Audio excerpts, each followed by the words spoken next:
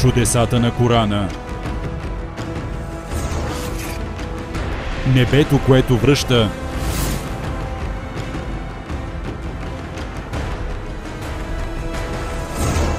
Небето, което връща.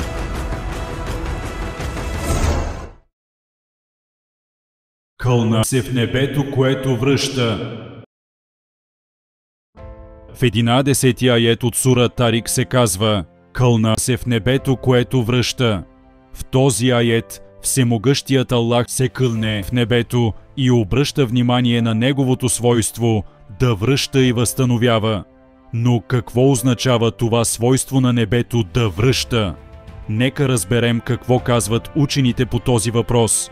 Както е известно, атмосферата, която обгръща Земята, се състои от множество слоеве.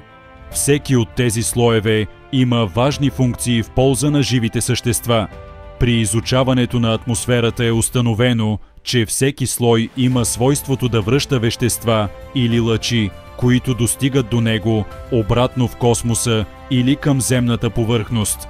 Нека разгледаме свойствата на тези слоеве чрез няколко примера.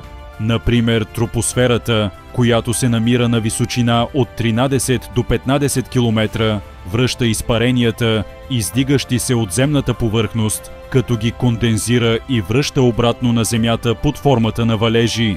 Озоновият слой, който е част от стратосферата на височина около 25 км, отразява радиацията и вредните ултравиолетови лъчи, идващи от космоса, като не им позволява да достигнат до земната повърхност и ги връща обратно в космоса.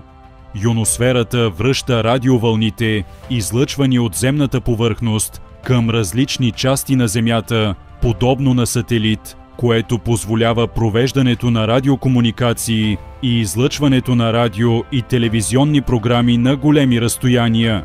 Магнитосферата пък връща радиоактивните частици, излъчвани от Слънцето и други звезди, като не им позволява да достигнат до земната повърхност и ги изпраща обратно в космоса.